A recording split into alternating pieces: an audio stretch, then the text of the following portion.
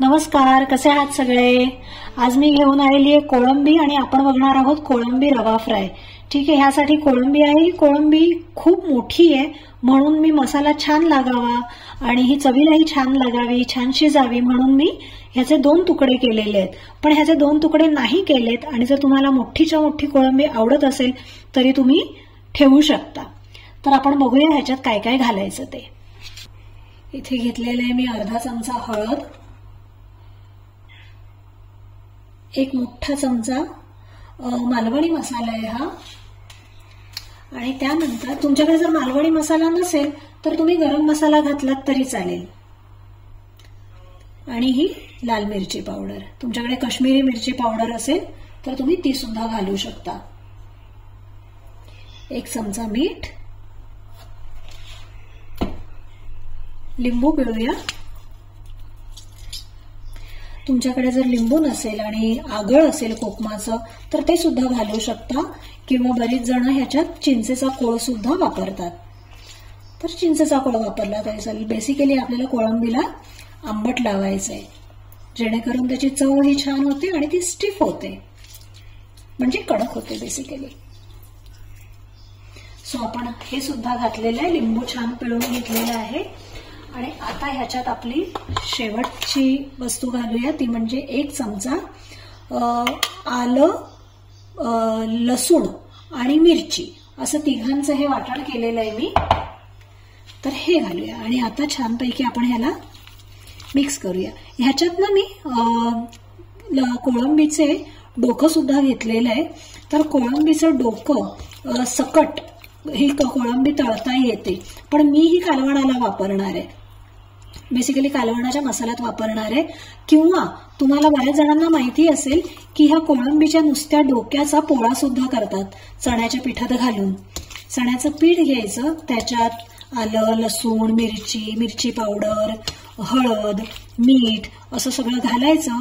त्याच्यात ही जी डोकी आहेत कोळंबीची ही मिक्स करायची आणि मग त्याचा छानपैकी आपण चण्याच्या पिठाचा किंवा अंड्याचा पोळा काढतो तसा तो पोळा काढायचा आणि तो चवीला उत्तम लागतो. तुमच्यापैकी बऱ्याच जणांनी खाल्ला असेल, पण ज्यांनी नाही खाल्लेला त्यांनी नक्की ट्राय करा, तुम्हाला नक्की आवडेल. छान कुरकुरीत लागतो. सो मी आज तुम्हाला 2 रेसिपीज, एका रेसिपीमध्ये 2 रेसिपीज सांगितलेल्या आहेत. सो छानपैकी आपण ह्याला हा मसाला लावून घेतलेला आहे. आता आपण ह्याला ना थोडा वेळ, एक अर्धा तास तरी बाजूला ठेवून देणार आहोत आणि मॅरिनेट करणार आहोत.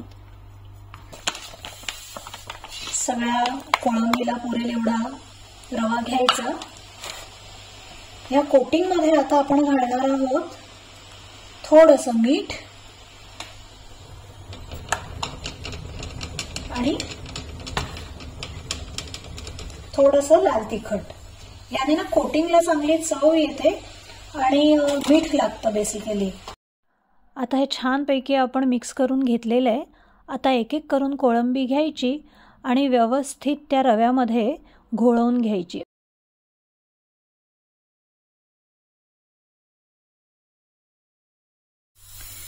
इथे पॅनमध्ये मी तेल घेतलंय, गॅस लावून झालेला आहे, तेल गरम झालेलं आहे.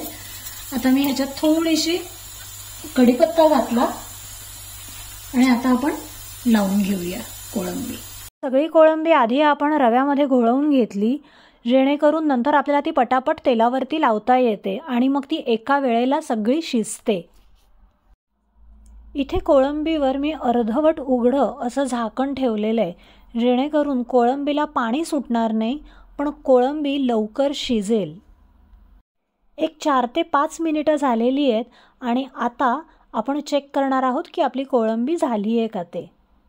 येस, कोळंबी व्यवस्थित एका बाजूने शिजलेली आहे आणि आता आपण ही सगळी कोळंबी परतून घेऊया.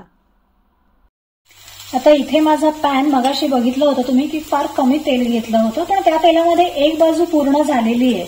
सो आणि रवा आहे, तो रवा ना तेल शोषून घेतो, त्याच्यामुळे तुम्ही सुरुवातीला कितीही तेल घातलं तरी ते तेल शोषलं जाणारच आहे.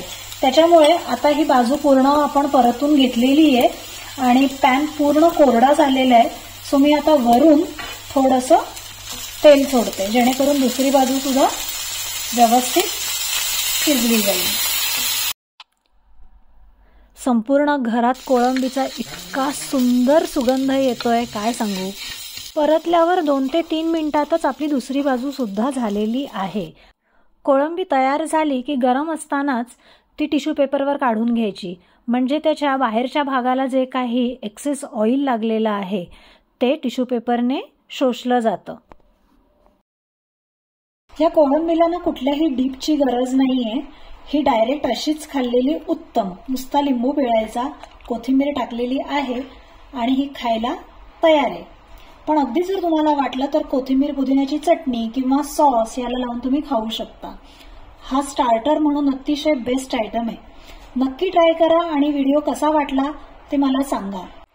चॅनेलला आतापर्यंत सबस्क्राईब केलं नसेल तर नक्की करा। पुन्हा भेटूया, बाय।